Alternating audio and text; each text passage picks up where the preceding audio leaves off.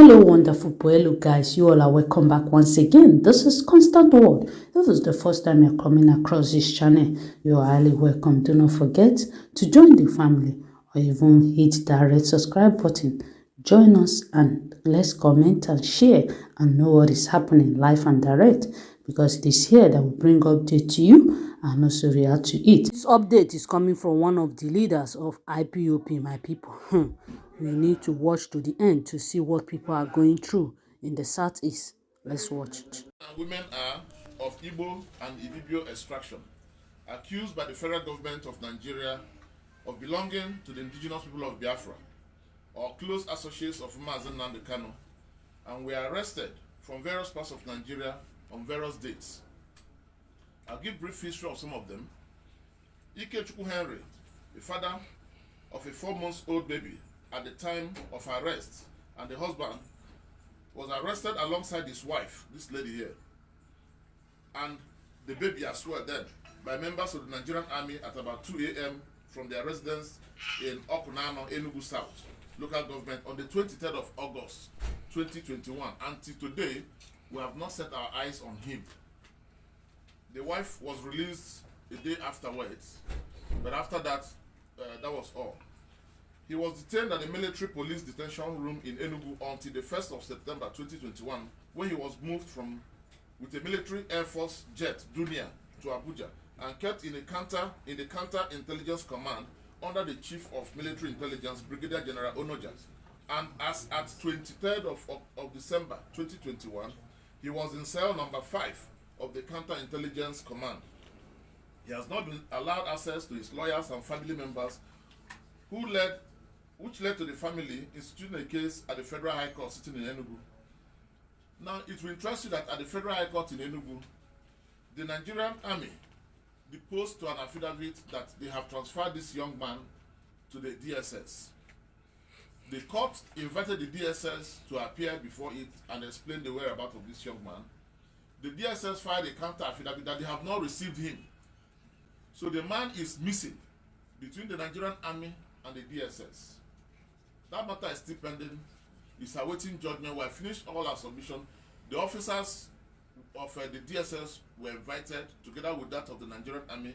One Lieutenant Colonel Kidn Pping represented the Nigerian Army, and one Abraham Igwe from the DSS.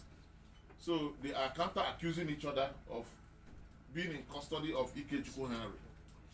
So since August of 2021 till today, nobody has set eyes on him. Joy Godwin Odo. This is a young girl of 20 years who visited a friend to celebrate her birthday. Unfortunately, that same day, the DSS invaded that house in search of that friend. When they couldn't get the friend, they arrested Joy Godwin Odo together with all the siblings of the friend in question, and took them to DSS office in Enugu. This happened on the 8th of November 2021. Then several efforts was made in Enugu to get her released, to no avail. After about 5 days, the relations of the young man he visited were released, remaining Joy Godwin Odo. Their reason is that she wore a certain color of clothes that resembled the same type of clothes Chiwetelagu wore, for which the army and the police said they had no issues with that, and the DSS said they had no issues with that.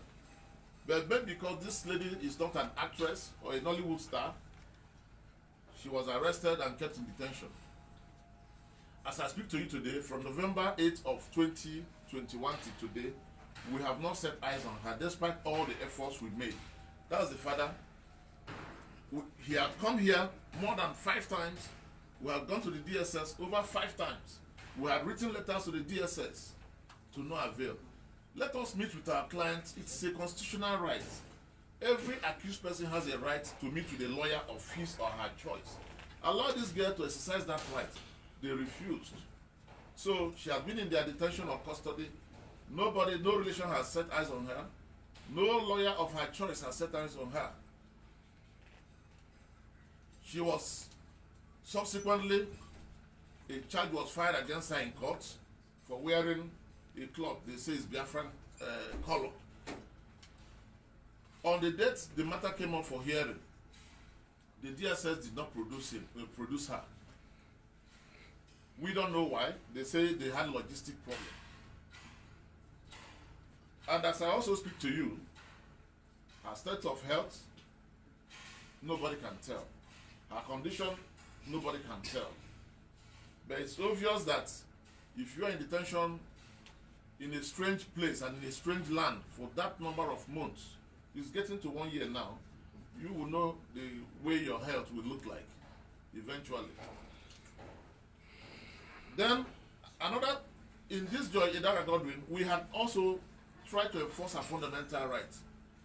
The court, presided over by Justice Maha of the Federal High Court, held that her right has been infringed upon by virtue of the long detention. They also queried the DSS, who claimed that they thought that they had transferred her to the Nigerian army. Why would you transfer this girl to the Nigerian army without an order of court? And as I speak to you, despite the judgment of court that ordered them to allow the lawyer and the family member access, till today, the DSS had refused to allow us access to her, disrespecting and disregarding the order of the Federal High Court. We had written, we had pleaded, we had made phone calls, we had begged, and up to today, the DSS, the State Security Service of the Federal Republic of Nigeria, has continually denied us access to our clients. This is against all provisions of the Constitution of the Federal Republic of Nigeria. Another very interesting set of people are pious. These are about 14 persons. They came from Ebonyi State. One of them a lawyer, Barrister Pius Awoke, a lawyer. Leading other 14 persons came from Ebonyi State to witness the trial of Mazen Nnamdi Kanu on the 26th of July 2021. After the trial, on their way back, they were stopped at Murtala Mohammed Bridge, Lokoja, where they were detained for over 5 hours. Virtually all the Sienna traveling that day were detained. They told them that some people from Abuja wants to see them. Not knowing which group, which Sienna, so they detained all travelers on that day for over 5 hours until the Abuja delegates of the SSS came there and picked the two vehicles, the two Sienna they were occupying. As I speak to you, since that day till today, nobody has set eyes on these people. The Nigerian Bar Association, Buhari branch, had written to the DSS to allow them have access to Barrister Pius Awoke. They refused. We had written on behalf of all of them. They refused. So their fundamental rights, even the right, the simple right of access to your lawyer or the lawyer of your choice as provided by the Constitution, the Nigerian lawless SSS has continued to flagrantly breach it. Another person is Emeka Ngonade. Nobody knew when they picked him up. He actually traveled to Lagos to buy goods. Goods worth over 40 million naira, as we learned. The DSS intercepted him somewhere in Ore, brought him to Abuja together with his goods. He has not been seen. Those goods have not also been seen. As a matter of fact, we got the information about his existence in DSS custody when one of the Buhari Must Go protesters was released from the DSS custody. It was through him we got that information that this man is in DSS Abuja. The person that gave us the information is the gentleman behind me, Manasseh. And as God will have it, we filed matters in court immediately. The DSS accepted, yes, they had him, but they have transferred him also to the Nigerian army, again without a court order.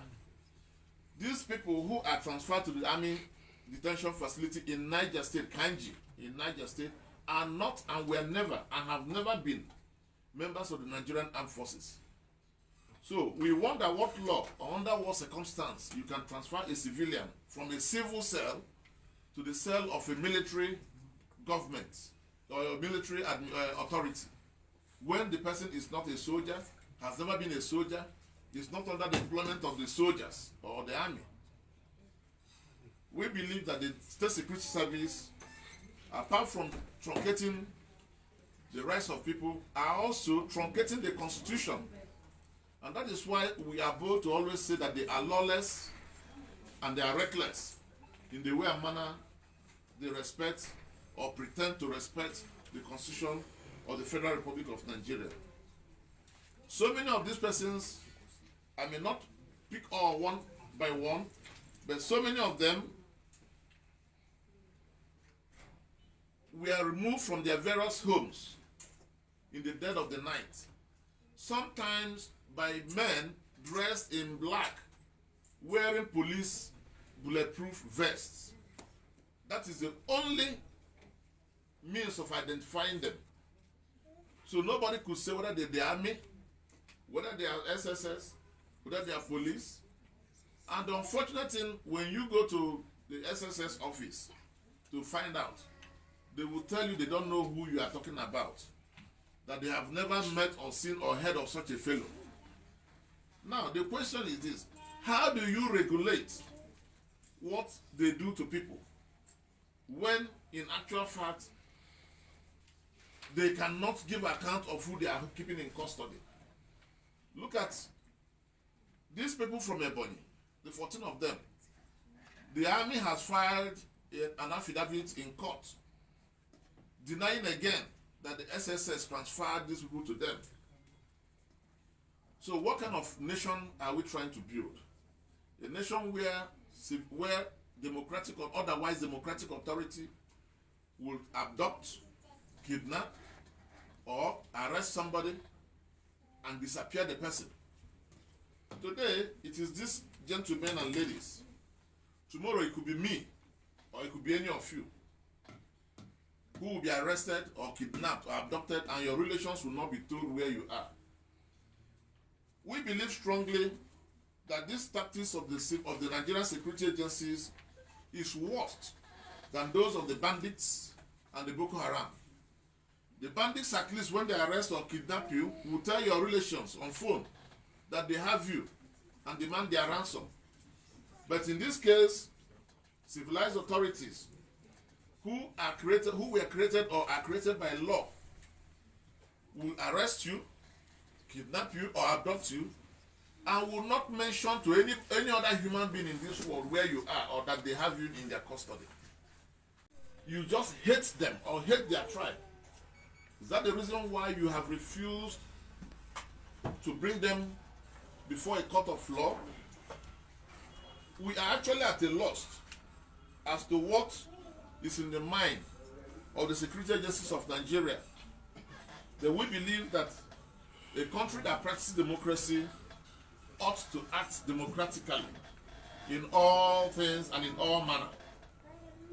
Removing people and putting them in Kanji Dam, a concentration camp, a labor camp, removing them and putting them just like the Germans did to the Nazis, just like the Germans did to the Israelites during the times of Hitler.